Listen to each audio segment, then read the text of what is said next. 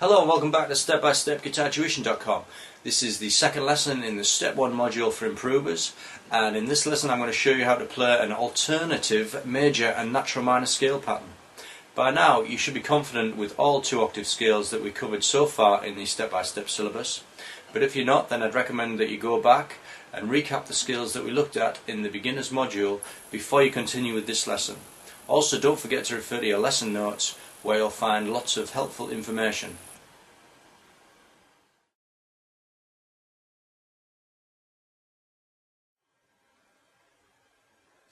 Let's start by going over the 2-octave major scale that I showed you in the beginners module, and if you remember, it goes like this.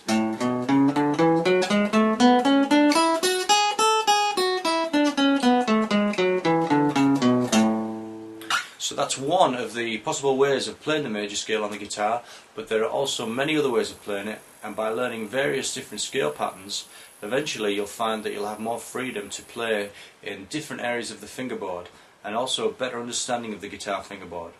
So now I'll show you another way of playing the same scale.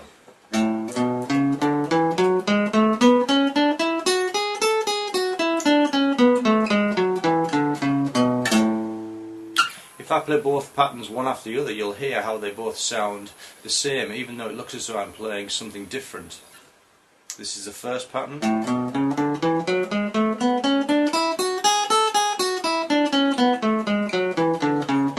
And the second pattern.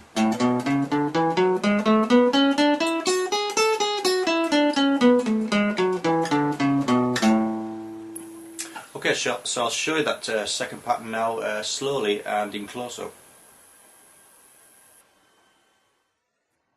Start with your first finger on the 6th string, 5th fret, and pluck, and then your second finger on the 7th fret, your 4th finger on the 9th, then on the 5th string play the same 3 frets again, 5th fret, 7th fret, 9th fret.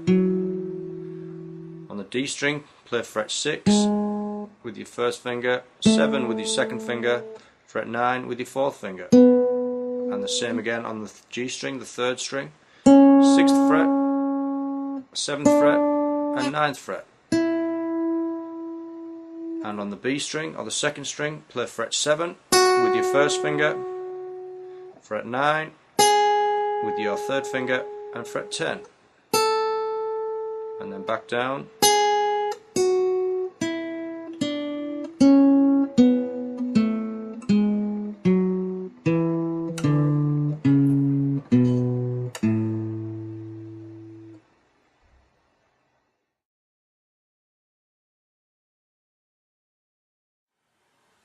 Now let's look at an alternative pattern for the natural minor scale.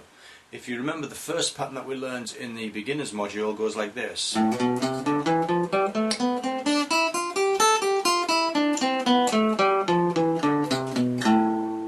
And that's just one possible way of playing the natural minor scale.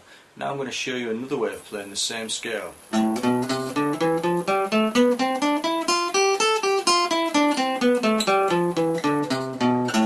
If I play both patterns one after the other, you can hear how they both sound the same.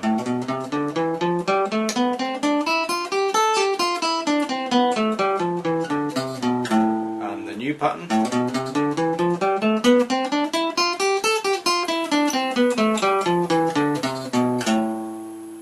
Now let me take you through the second pattern slowly.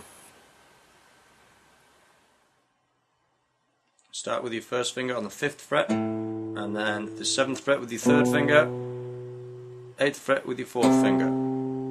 Same again on the next string, 5th, 7th, 8th.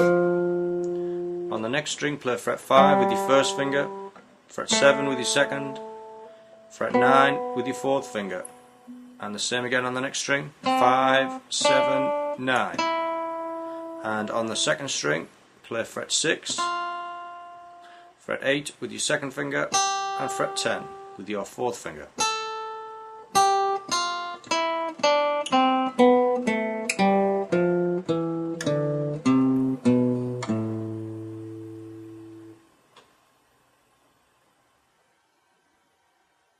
So that's an alternative pattern for both major and natural minor scales.